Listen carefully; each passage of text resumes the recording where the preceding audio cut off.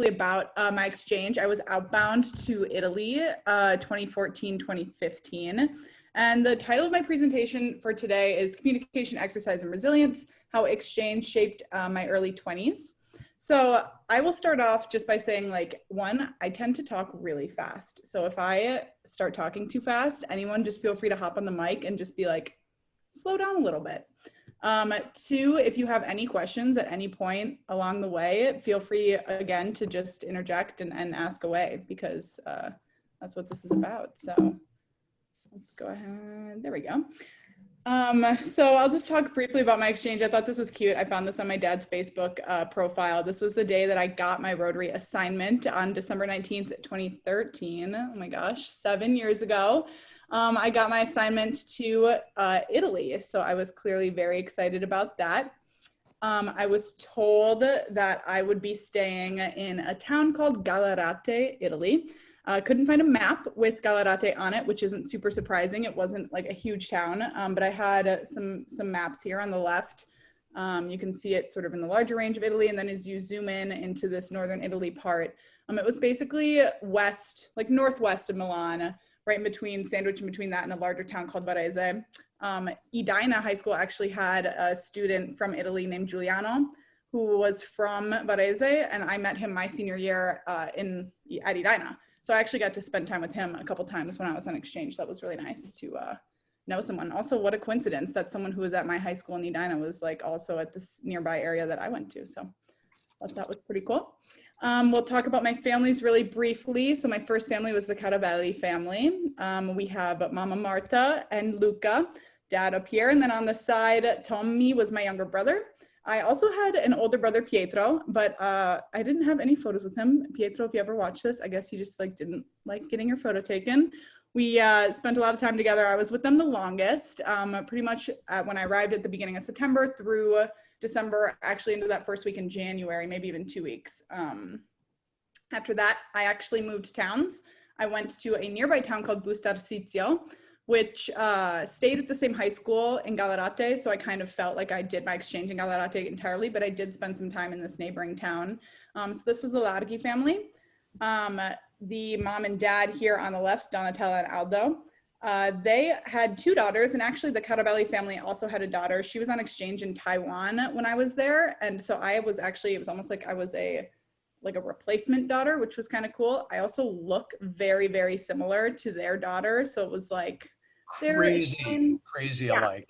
Her photo's right behind me in this photo. I mean, obviously she's young there, but you can kind of get an idea. We looked so similar. So I think it was nice for them to have a daughter in the home because theirs was on exchange in Taiwan, Katarina. And so a similar situation with the Larghi family. They had 2 daughters, and one of the daughters was also on exchange in Taiwan.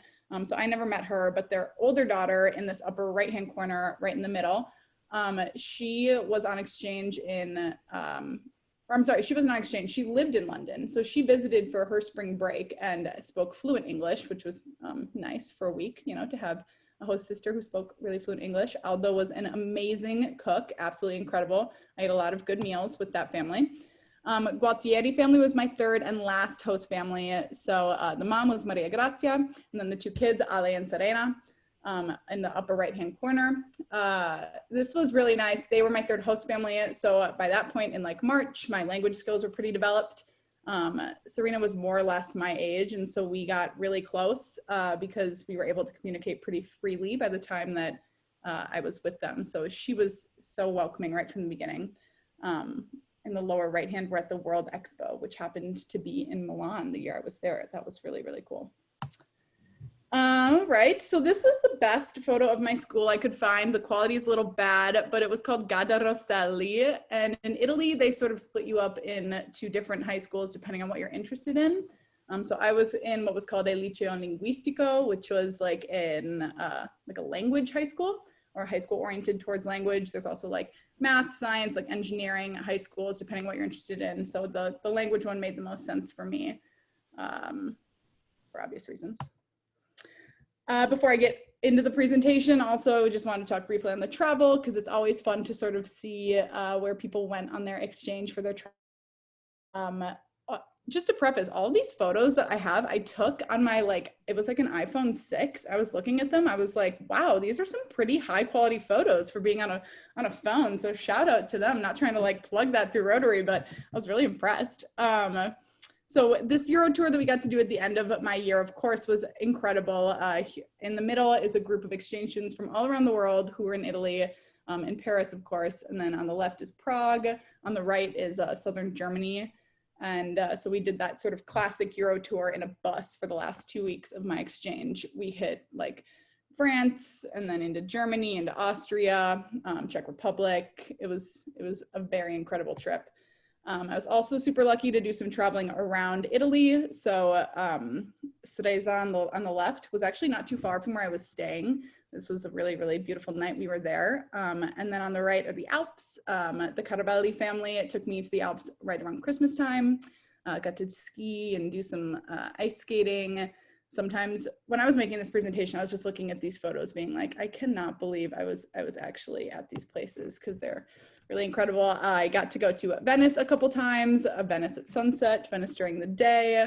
I actually went to Venice quite a few times, probably the other than my my host town, which was really, really amazing. I sort of went into my exchange knowing that I wanted to go to Venice several times, so I was able to have a lot of different groups of people show me around. So I feel very comfortable in Venice. You know, who can say that? It's kind of fun. And then another really awesome place right along that western coast of Italy, like Cinque Terre and Genoa. Pretty classically Italian scene. Those houses, the colorful houses right along the coast was exactly how everybody sort of imagined it in person. Of course, pictures don't do it justice, but very, very beautiful. We got to do a couple Rotary sanctioned trips. We went to Florence and Rome. So Rome on the left here, Florence on the right. And that was like a weekend trip with Rotary. And then probably my favorite Rotary sanctioned trip, which we got to do, was this trip to Sicily. This meant a lot to me. My mom's family is from Sicily, Palermo. And so this is actually Palermo right here. And being in Sicily was really, just was an incredible experience, very magical to sort of be there. And it's everything that you think it's stereotypically going to be. It has the bright colors, it is bustling, it's loud, it is just sort of this like beautiful coastal area. And so my favorite part about that were these markets where people were just, I mean, like vendors yelling, and it was busy and bustling. There's a guy here who appears to be holding an entire back of like maybe a cow. It's just like right in the middle of the market. This dude was like right in front of me, just holding this rack of ribs. So I thought that was pretty funny and really indicative of sort of the culture there. Just these quirky signs and the markets. This guy who's showing off quite a large knife here. Everybody was friendly. Everybody was loud. So I felt very at home. So now that we've got that stuff out of the way in terms of my exchange and my travel, my families, I did want to get a little bit more into sort of the bulk of this presentation.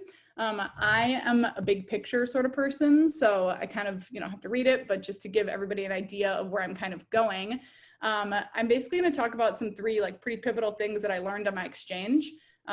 So I'll talk first about sort of the benefits of communication, both on that literal level language-wise, and then sort of on that interpersonal level in a deeper way.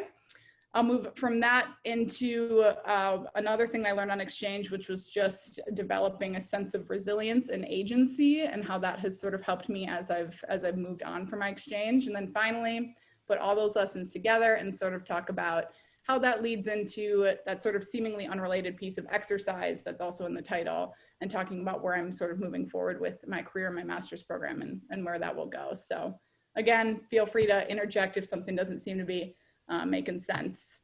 Amy, this is, here it is again. Okay, go ahead. Sorry? I was just going to ask you to comment on the cathedral. That's the main cathedral. And yes, are you talking about this cathedral? No, the other one, the Milan one. Yes. Because yeah. Yep. Il Duomo, yes. So this was the famous cathedral from Milan, where I spent time It was probably about a 20 or 30-minute train ride into Milan. And so I got to go quite a few times with my family. And of course, if like my family was okay with it, and if my Rotary person was signing off on it, eventually sort of just like by myself and getting to go around.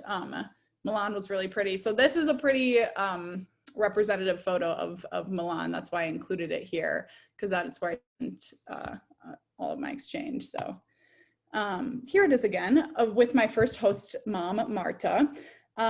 So I'll start with this role of communication. I liked this sort of like juxtaposition because these were both taken within like a week of each other. It was my first week in Italy with my host mom on the right here. And then the first weekend, this welcome weekend, that I got to meet all of the other exchange students that were in my district. So all of the kids on the left here were from all around the United States who were all being sent to the same district in Italy. And so right off the bat, I will say that I sort of naively went into my exchange thinking that this aspect of communication wasn't going to be as big of a deal, maybe as my outbound orientations had made it seem. I think I, like many exchange students, were sort of like, oh, I think I'll be okay. And, you know, my parents put my brother and I through a French immersion program at like K through whatever it was, 8 into our high school.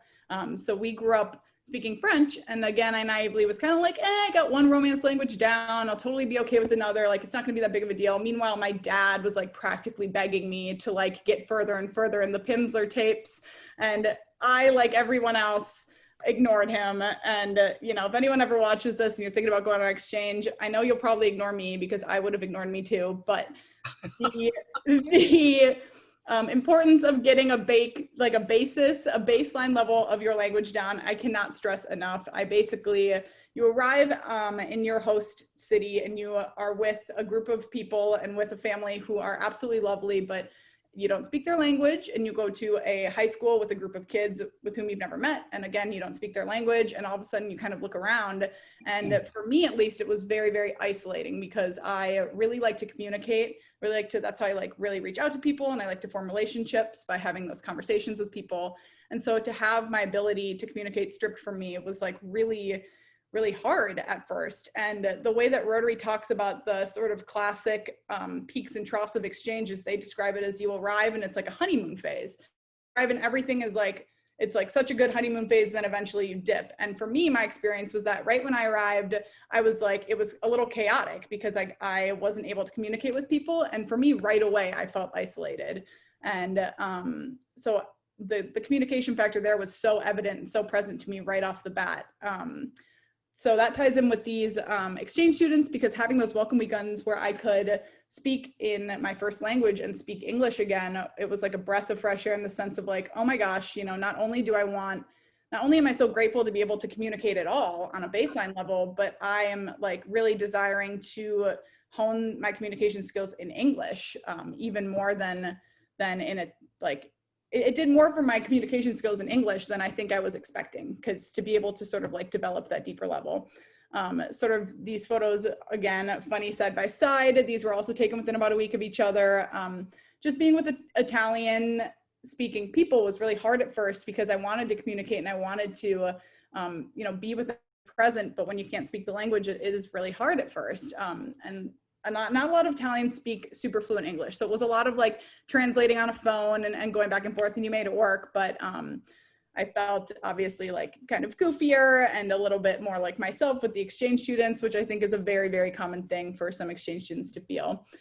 So at school and with my host brother, here is my first host brother, I really tried to sort of like build those relationships in other ways that were outside of like just the strict like words, verbal communication. So just trying to like spend time. Tommy and I played like video games together. I would try to just like go out to lunch with friends from my high school, even though we couldn't exactly speak each other's language.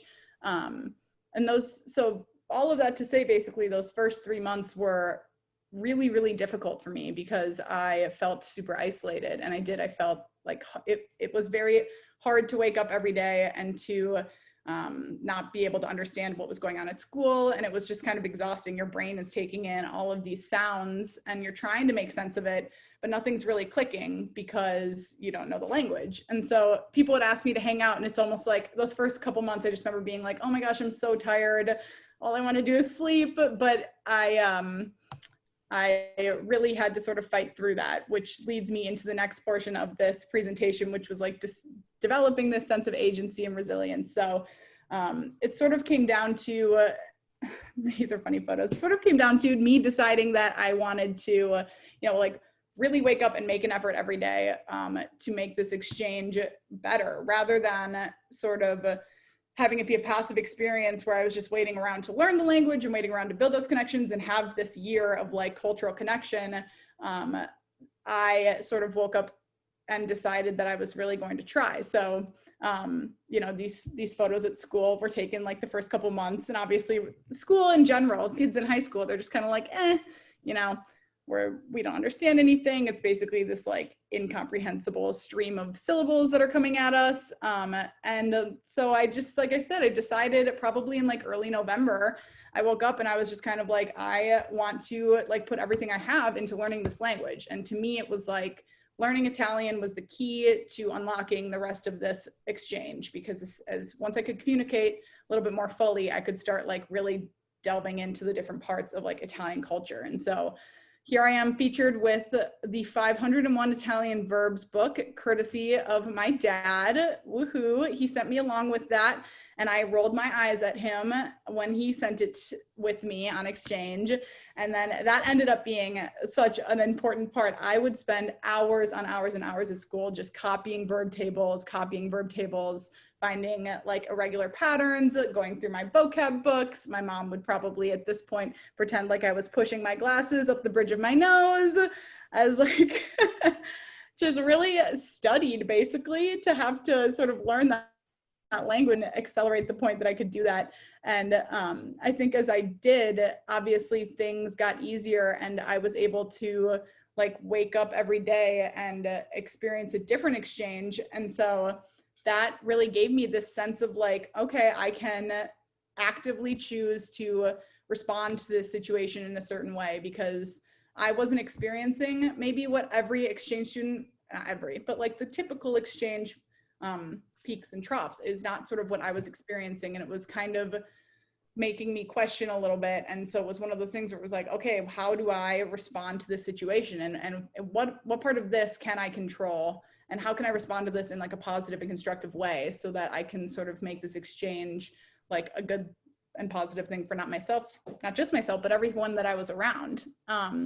And so that leads me to this next seemingly sort of maybe unrelated component of exercise. And one big thing that really helped me, a big coping mechanism that I used as I was sort of figuring out and getting my feet at the beginning of my exchange, is I would just take these really, really long walks. I would walk around my city center, which is here on the left with the like, that's a pretty common photo that you would see of Gallerate. That's just the main cathedral. On the right here is Busto Arsizio. You can see the Alps from there, which is really beautiful. So I would just take these really, really long walks. Sometimes I'd listen to music, sometimes I wouldn't. And I would just kind of use the walks as like an opportunity to ground myself and sort of try to like get a little bit more present, get a lay of the land, really sort of just like take a minute to step away and feel sort of like, oh my gosh, I am in Italy for a year. This is so fleeting as a year, even though at the time, sometimes it didn't really feel like it. I knew that before I like knew it, it was going to be over. And so I would use that as sort of an important coping mechanism, which really, really helped me. A couple more photos of some places I wandered to in Busto Arsizio to go see the Alps, into the Galleria, which is Milan. And so as I sort of did that throughout the year, my language ability, of course, like came along. I think it was maybe in like Christmas time that I remember waking up and feeling like I had a grasp on the language that was more, a grasp on the language that was like a little bit more sophisticated than it had been up until that point. And it's really incredible. I mean, like everyone who's been on exchange knows our brains are just like incredible things. And if you immerse yourself in a certain language for long enough, one day you wake up and it's like, oh my gosh, I feel like I understand the things. You can sort of hear the gaps in the words of what was used to be sort of just like a stream of sounds, and all of a sudden you start to understand.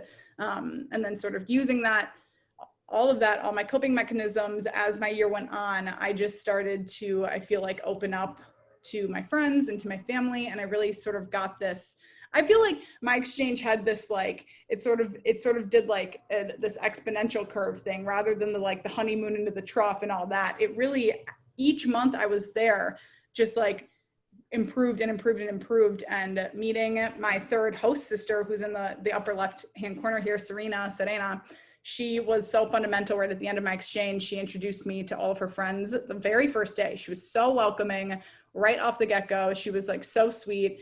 And at school, I ended up really making some very close friends as well. You spend a year with people, obviously.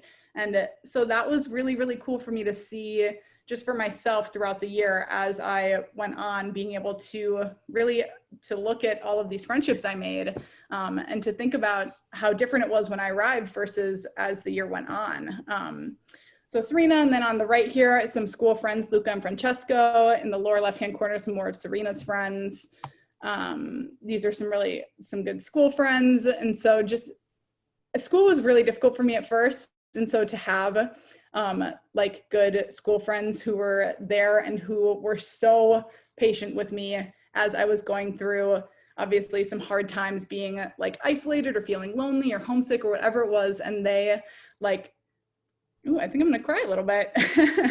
They, from the beginning, they were really, really sweet. And they were, like I said, very patient. And as the year went on, were like, really became some of my closest friends. And I've been back, luckily, I'm very fortunate, been back to Italy twice. And both times I've seen all these people. And each time we see each other, it's like, oh my gosh, no time has passed at all. So that was really cool and helped me a lot throughout my year. So I'm going to move on lest I cry some more. And so that leads me into this next and last portion of this presentation to sort of tie it all together, using all of those lessons that I learned, using my communication skills that I sort of honed, not only on that literal sense, but really in English with my other exchange student friends, using that new sense of agency that I'd found in terms of like, you know, knowing that there were situations that there were aspects I could control and aspects I couldn't control. And it was like, how do I respond and what can I do to make this better and more productive for everyone? And how that has sort of led to where I've gone with my career. On the right here, me and my friend Brie, we graduated from UW-Madison in 2019, and my degree is to psychology and Italian. And then I actually just started a master's program this fall. So I'm a gopher now and a badger, little conflicting, house divided, but I started my master's in education with the School of Kinesiology. And that is a sport and exercise science program. So tying that a little bit more back into that coping mechanism of exercise as I have gone on to past my exchange and into my early 20s. And as I went through my undergraduate, exercise became increasingly important. It became such a passion of mine as I like moved through my studies. After I graduated, I decided to become a group fitness instructor at a bar studio in Eden Prairie. And so that has been one of my like favorite jobs. It is so incredible to get on the mic. Sort of to tie back into before, getting on the mic in front of a group of clients for the first time was really, really frightening. Still sometimes is frightening, but again, it was one of those things where I think prior to my exchange, I maybe wouldn't have known or had that sense of like resilience in terms of like, I can definitely do this if I just like believe that like, just put the work in and know it's going to be okay and control the things I can control. And I felt like when I started with this job, I was really nervous. And as I went on, I was able to like pull from those experiences from Rotary that really helped me be really a much better instructor. So that was fun. Some more exercise photos because it's important. Also, I just wanted to cameo John because he made me do a group fitness class with him. These were obviously pre-COVID with the groups of people here. So that leads me to my last and final point, the COVID-19 factor. I know we've all talked ourselves blue in the face about it, so I won't drag on for too long, but it really, coronavirus and COVID-19 and quarantine was tough for all of us. And going into the quarantine, I lost both of my jobs right off the bat. I'm a server, and then I also lost my group fitness job because they're both client-facing industries, obviously.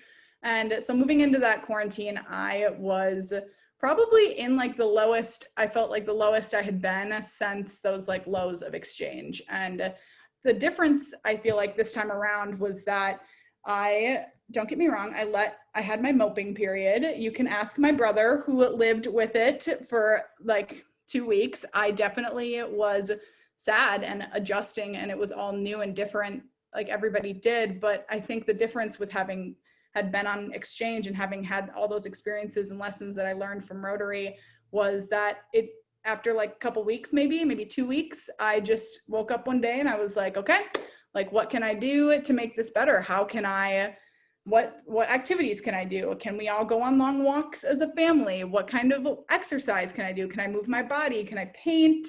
Watch Netflix some nights, bake, whatever it was that I had to do to make myself feel better. And I knew with like such a like sure sense that I would be able to turn that situation into something positive because of those experiences I had on exchange that were really, really fundamental for me. And so with that, I just want to say thank you to everybody who made my exchange possible. It has shaped, seriously, not just my early 20s. It just has, I know it will continue to shape my life in so many fundamental ways as I move on with my life. And I cannot thank everybody enough for the opportunity to be able to do that and make those friends and have those experiences. So thank you to Rotary and to everyone involved. And that is it. So nice, Amy. Really nice presentation. So what we usually do is people can unmute themselves if they have a question, and I will call on you. So Chris Ann? Oh, no, I don't have a question. Oh, you don't? Kathy? No? Oh, yeah, go ahead, Sam. Are you, Amy, that was such a cool presentation. It was so cool to see your photos and then think back to when I was an exchange student there. Like, oh, it was lovely. Are you still using your Italian in some way or keeping up with your language? So yeah, it's a really good question. Honestly, when I started studying at Madison, I felt that by the end of my 4 years at Madison, my Italian was actually like the best it had been. So I graduated last year in 2019, May, and unfortunately since then, it has been a struggle, I feel like, on a daily basis to continue using Italian. I try to reach out to my host moms quite often. I still have high school friends that I'm in contact with pretty often as well. But yeah, other than that, I mean, like, the coffee break podcasts are always nice, but they're a little bit more like language learny rather than sort of like immersive language level. I feel like really what would be the best option would be maybe to just start watching like Netflix in Italian or something like that. Would probably be super helpful. But I know I got to find better constructive ways to use my Italian. Maybe we should just like have coffee and like speak Italian every week or something. Definitely. That would be fun. Sam, where did you go in Italy?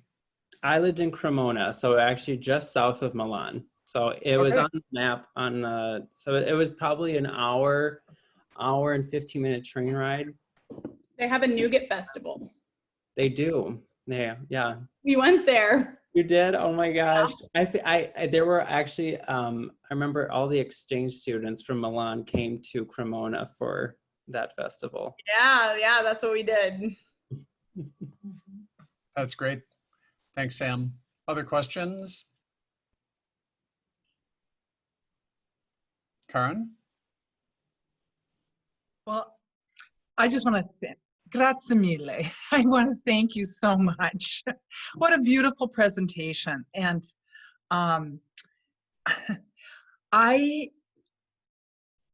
I had the chance, I was a judge in Kosovo for a year, working with the European Union. And when I got there, I was one of 2 Americans, and there were 42 European judges. And there were factions of judges. There were there was sort of the Northern European faction, and then there was a fairly large group of Italians. And within the first week, I had a chance to kind of just sit and observe. And I thought, those Italians know how to have fun. And I thought, if they'll have me, those are the people I want to be with. And so I was taken under the wing of about 11 Italian judges. Hmm. And it was, So cool. yeah, I was blessed. And they invited me. And of course, you know how it is in Europe. I mean, you can be anywhere. You can leave at noon and be home for dinner, right? And so I was blessed to be invited to their homes and spend weekends in Italy. And one of my dear friends lives on Lake Como. He's a judge in Como. Wow. Yeah. He used to be a judge in Aosta and then went to Como. I mean, beautiful.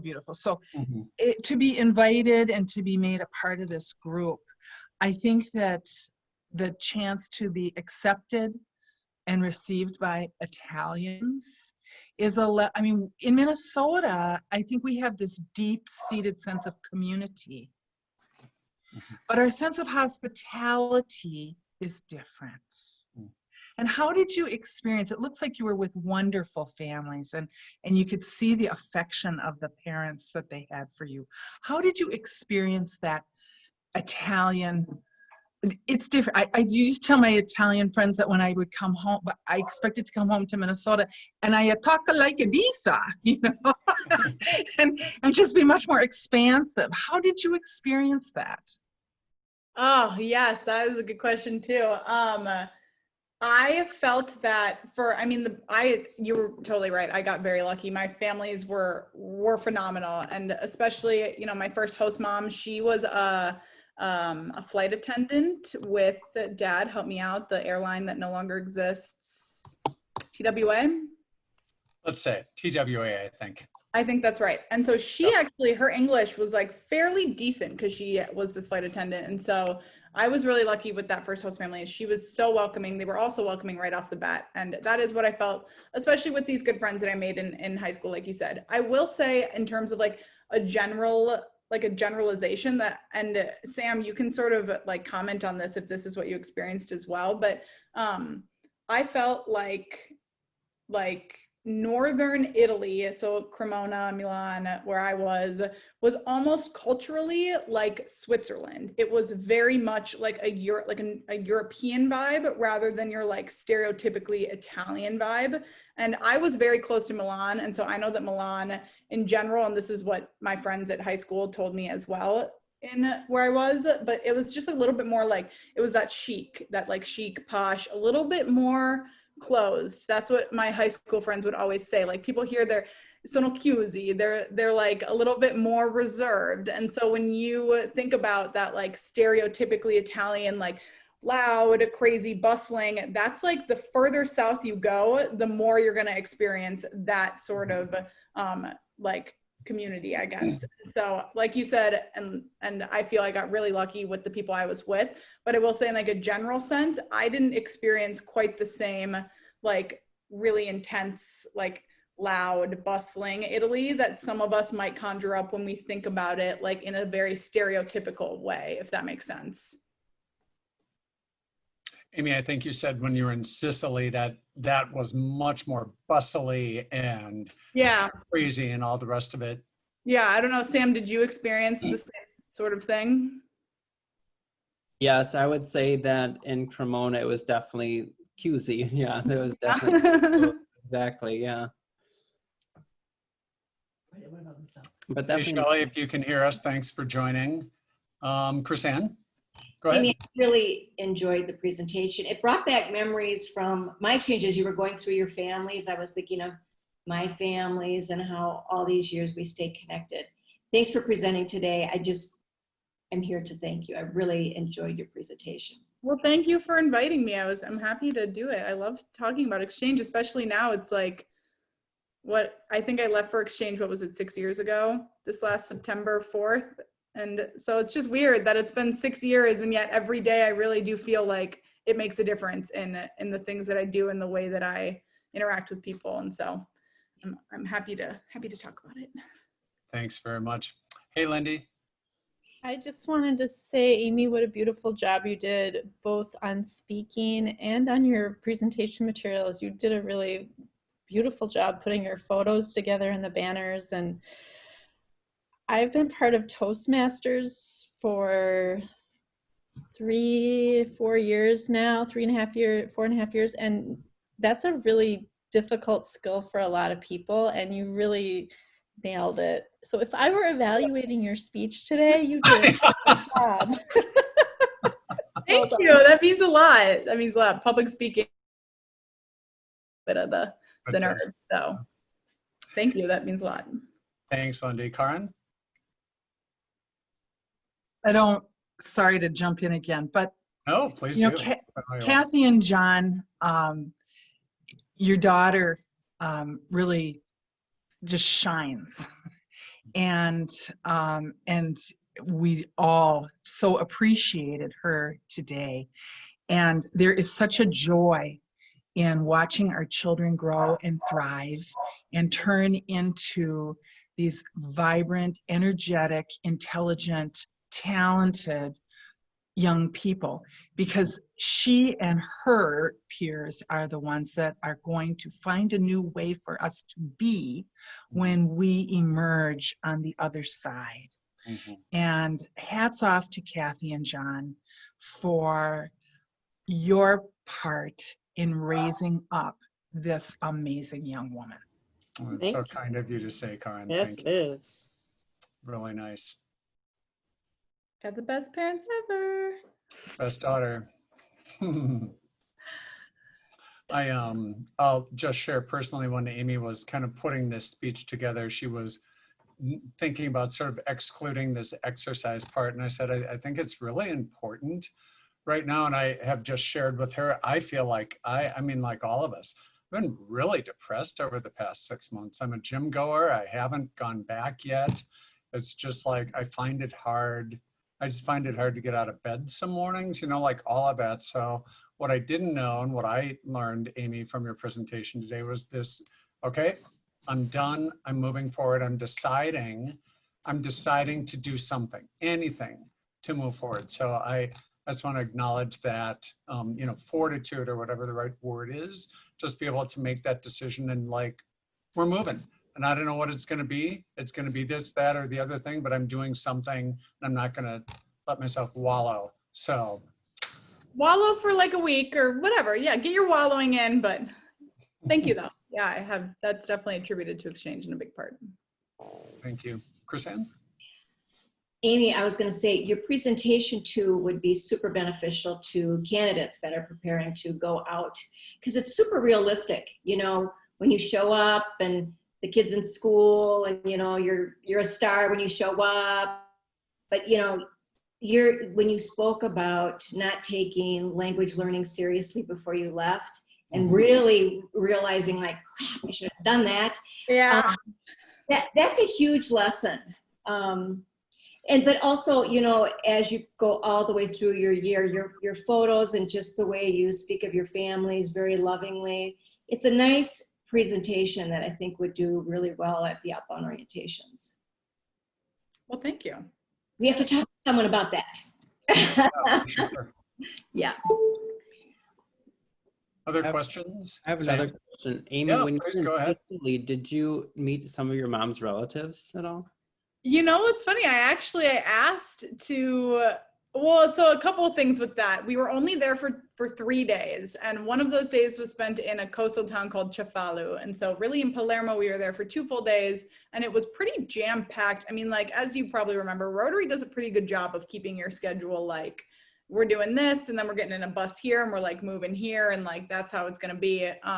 And so I did actually reach out to my grandpa, my mom's dad, whose parents were from Palermo, and ask about our relatives, but it just didn't happen. Either like the contact info wasn't like matching up, and the other part of it too was like, it wasn't really matching up. And then when I was sort of talking to the like Rotary side of it, it sounded like it would be pretty difficult to let me sort of like roam and go do that and meet those people independently. So just wasn't really working out, but hopefully I can go back there and meet them at some point.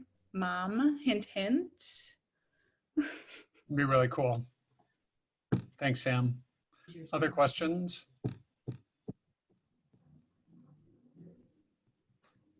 I had, Amy, one thing that you did not include in your presentation, but that you've said to me, you know, in the past is, this gets back to the language and language learning, is having gone through French immersion, you know, like from the time you were, I'm paraphrasing what you said. From the time I was a kindergarten, I could speak in French without any trouble. I opened my mouth and the words came out. And so I get on my exchange to Italy and I open my mouth and nothing comes out. And it was like, you know, can you just say a little bit if there's anything more to say about it than you've already said? But I just love that kind of comparison to 5-year-old Amy to 18-year-old Amy. And, you know, I mean, you had this unique experience of growing up with another language being spoken at you every day. And yeah, go ahead.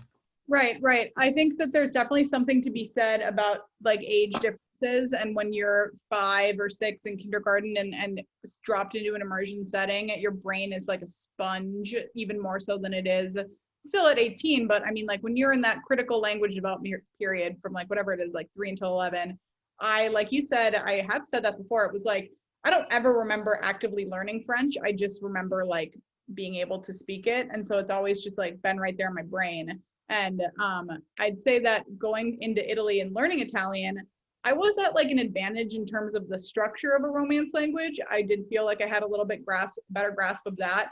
But you're right. I mean, especially, and instead of opening my mouth to speak Italian and having nothing come out, what was a lot more common was opening my mouth to speak Italian and having French come out. Or I would speak these like weird hybrid like French Italian sentences and like kind of hope people would understand me, and like maybe like 50% of the time people would be like, oh yeah, like this word that matches in Italian. And like genuinely, and this is really something I did, if I didn't know a word, I would say the French word, not even kidding, not making a joke. I would add like 2 extra vowels onto it and maybe throw like an A sound at the end and like throw it at someone and be like, does that mean anything to you? Is that clicking for you? Because that's all I can get out. I don't even know. So yeah, I think that the language component, having French made it easier, but still, even so, being fluent in another Romance language, I was like completely at a loss for the Italian for those first couple 2-3 months. So it's definitely not quite the same. Thank you. Yeah. I just, if no one else has any questions, Renato, anything from your end? Any questions, any comments, any similarities? I really like the thing that you point out on getting things done, because honestly, I have been procrastinating on my essays for the masters. It's just like so overwhelming, the process of going through it. Yeah. If you have any tips on how to lose my fear on the reading and selection process. Oh, sure. You mean for choosing like a program or choosing a state or?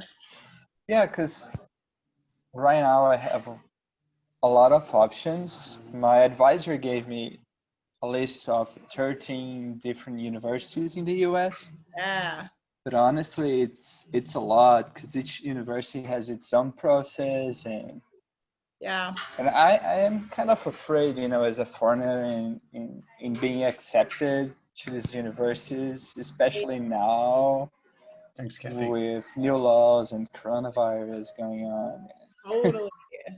I think that that's a very valid thing to feel. I would say that, unfortunately, like I wish I could give you all the answers, and I'm sure that I know I do. And there are like lots of people who I think could also speak to this in terms of just like breaking something down. Like my mom always said, like the best way to eat an elephant is one bite at a time. So it's like you look at this big picture. And so where I would probably start for you would just be like, and everyone else can speak to this too, but probably like geography being your biggest probably component in terms of like deciding maybe a region that you want to be in and then narrowing there, looking at the programs from there.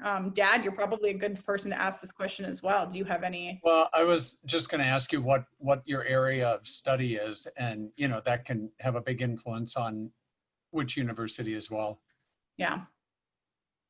So like, what are you studying? I am about to graduate in civil engineering.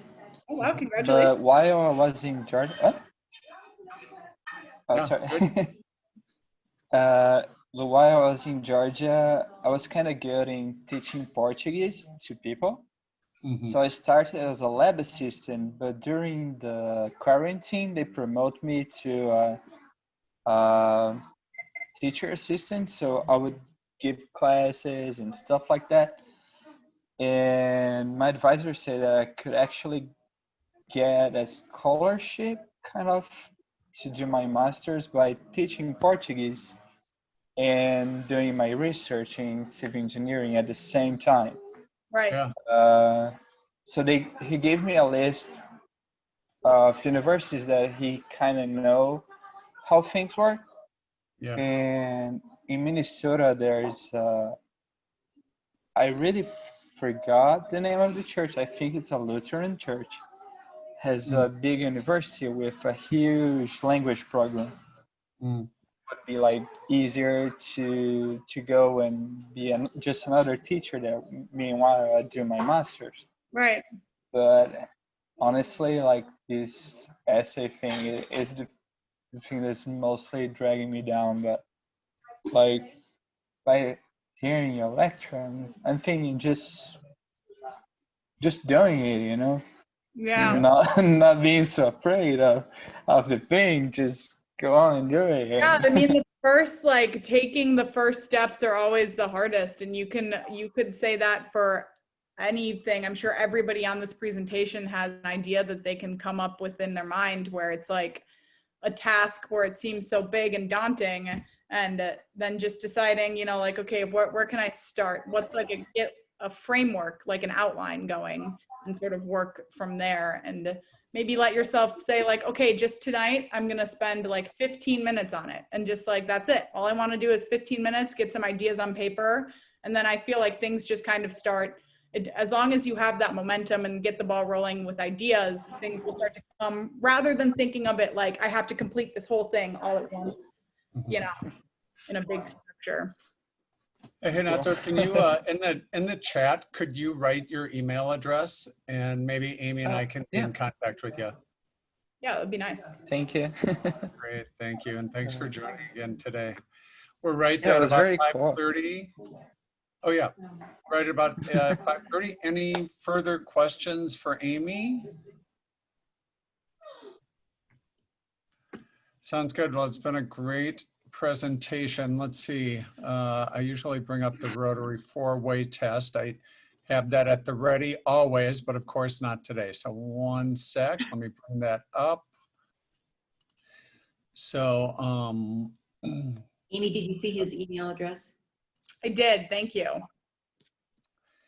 yep. So Amy and others, Rotary is, you know, has the 4-way test. And so most meetings start with 4-way test in Rotary, the Rotary world, but we end with the 4-way test. So if you can all take yourself off of mute, if you have not already, and we read this together. So the Rotary 4-way test of the things we think, say, and do. Is it the truth? Is it truth? Is it fair To all concerned? Will it build Will it be goodwill goodwill and better friendships? friendships? Will it be Will it beneficial to all concerned? And I think, Amy, today your presentation really, oh, there we go. I think your presentation really hit on all 4 of those points and brought a lot of good into, you know, the collective group here. So thanks so much. Thanks for all the time you put into, I saw how much time you put into the presentation. It really showed. So thanks for doing that.